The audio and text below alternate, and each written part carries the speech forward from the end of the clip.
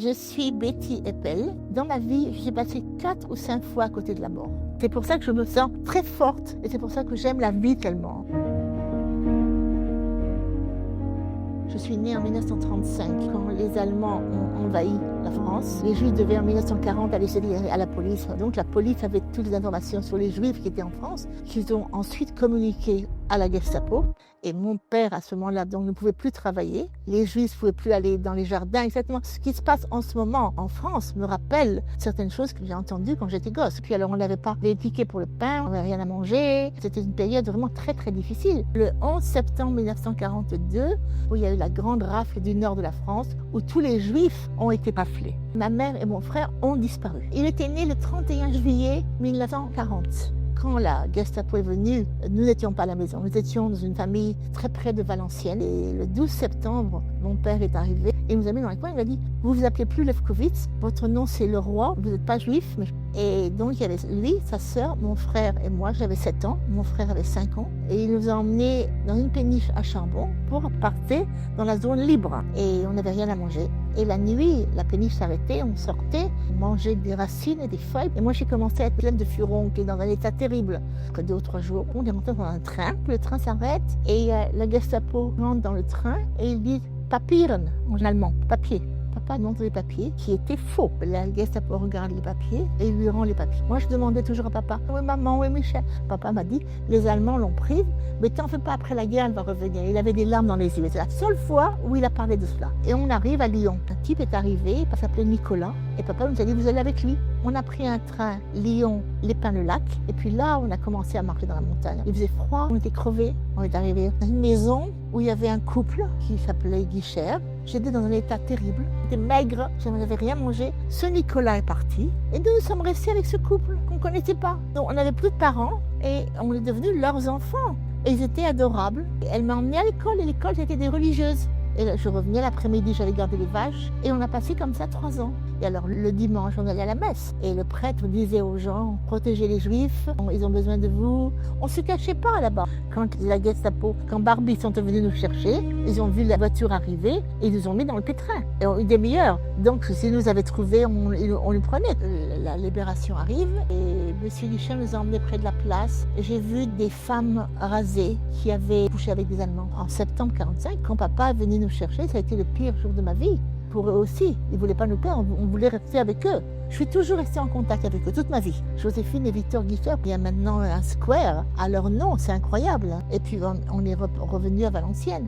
Un jour, mon frère est arrivé en disant il y a un voyage d'étudiants juifs de France pour Israël. On est venu en bateau, on est arrivé à Haïfa. Je suis arrivée au Bus Mishpah Negev. Et puis quand le bateau est reparti, j'ai senti qu'il y avait quelque chose qui m'attirait. C'était le pays où je voulais vivre. Donc finalement, j'ai décidé que je voulais quitter la France. En 68, monsieur et madame Guichert avaient accepté comme désormais des nations.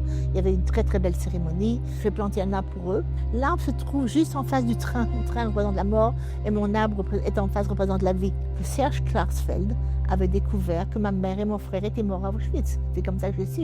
Et pendant des années, elle avait disparu et je ne voulais pas y penser. Et quand j'entendais Auschwitz et que les gens décrivaient les horreurs qui étaient passées, je ne voulais pas entendre, je ne voulais pas savoir ce que c'était Auschwitz. La grande chose incroyable, en 2019, je reçois une lettre de quelqu'un qui s'appelle Frédéric Pélisson, qui habite du Lin. C'est un homme incroyable. Et il m'a retrouvée et il a commencé à faire des recherches. Ça lui a pris 3-4 ans.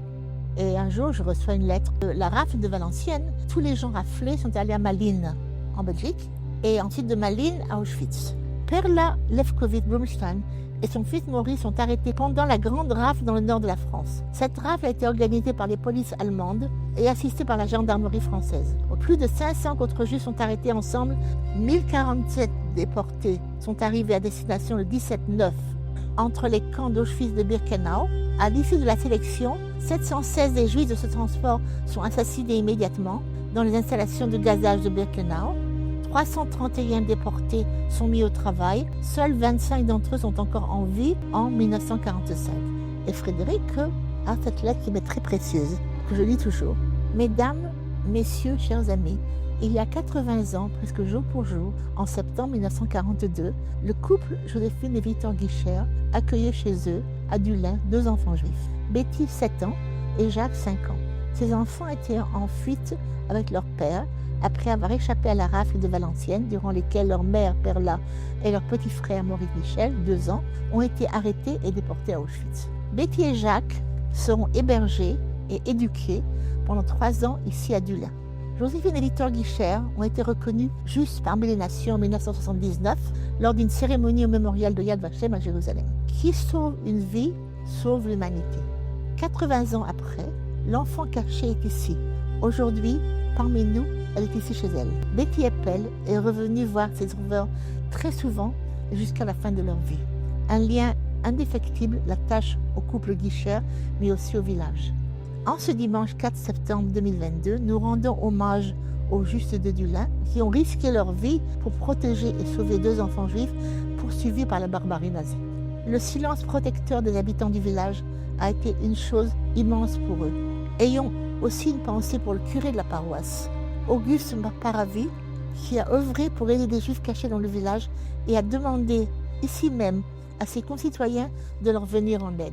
Betty Eppel témoigne chaque fois qu'elle le peut pour raconter sa vie de petite paysanne qu'elle a vécue pendant 3 ans à Dulin.